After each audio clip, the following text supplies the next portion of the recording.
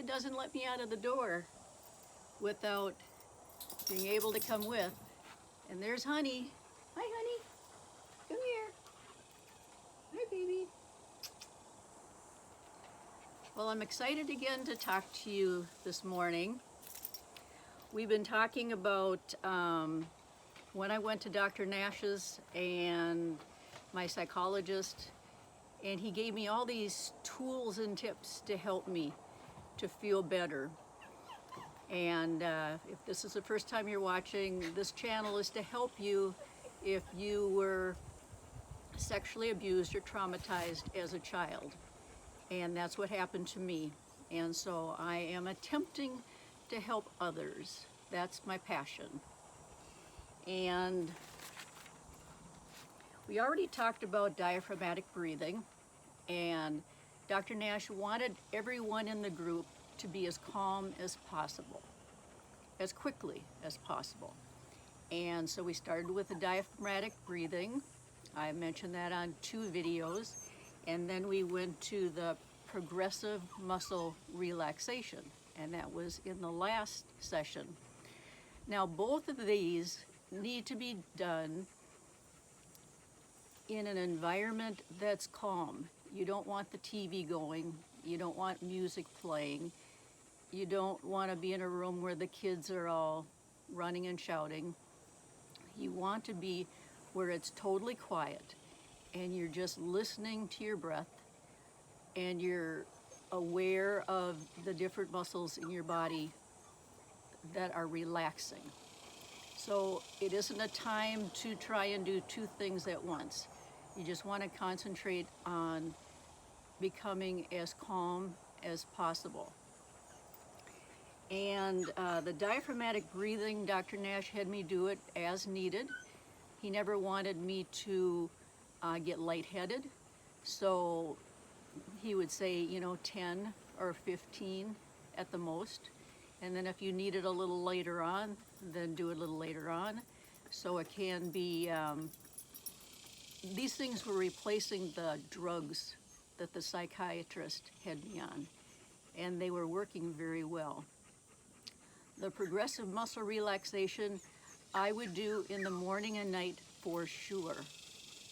And then if I was really stressed, I would do it at noon. When you're done, you feel so calm and so good. And the next thing I wanted to talk about is I had panic attacks really bad, to the point that I didn't want to leave the house and became housebound. So the panic attacks really scared me. But once I got into counseling, he taught us that panic attacks are like a smoke detector in your house. They happen and it's a warning to you. And instead of being afraid of a smoke detector, you just respect it and you understand why it goes off. And he said, let's say one morning you get up late for work, you skip breakfast, maybe just grab a cup of coffee, you race to work, you just before you left you had an argument with your husband, you got to work late, and you have a panic attack. Well, all those different things added up to the panic attack. It wasn't just because of one thing. It was just this level of things happening, and then you reach a point where the panic attack comes. And so it was learning to observe what was happening before a panic attack. Now, if you start your day out with diaphragmatic breathing and progressive muscle relaxation, you've already started your day down a little bit where you're even more calm. Let's say you eat a very nutritious breakfast and you take your time getting to work. You don't argue with your husband and you get to work and you don't have a panic attack. Well, it's because all these things that the preparation that you did made it possible to be calm. And so that's how he approached all of us in group was to teach us these tools to learn how to be calm. I had never been calm, so this was a wonderful new experience for me. And what's the matter? You looking for Kitty? So it was very, very helpful. And the other thing I wanted to talk about that was happening at the same time, I was learning from Dr. Nash and I was learning from God. I went to a garage sale and there was a book sitting there, and it was about praise. And it was written by Merlin Carruthers. And the book cost a nickel, 5 cents. Brought it home and it was just incredible, just what I needed. And the book talks about no matter what you're going through, that you praise God in the midst of every situation. So I would try in the midst of a panic attack, in the midst of depression, in the midst of fear. When I sensed fear, I would begin praising God that He had His arms around me, that He was taking care of me, He was looking out for me, and that soon fear would be gone. So instead of getting into this whole thing of being terrified, you get into praise. And praise is just a wonderful thing. And we should be just praising God all the time. They say in the Bible, even the rocks praise God. So I should have left you in the house, huh? There's no kitties.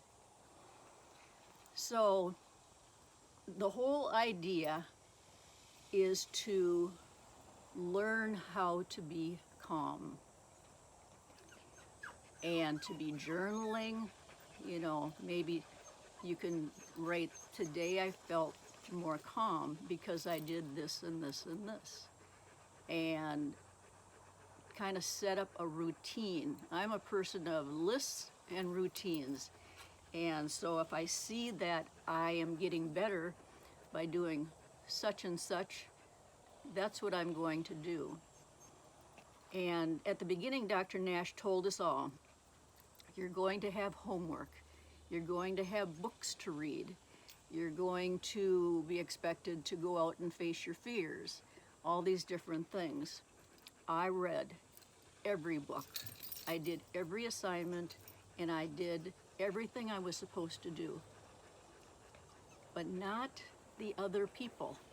The other people were kind of, oh, I didn't get a chance to read that book, or I had to work, so I couldn't face my fears, and slowly they kind of dropped out.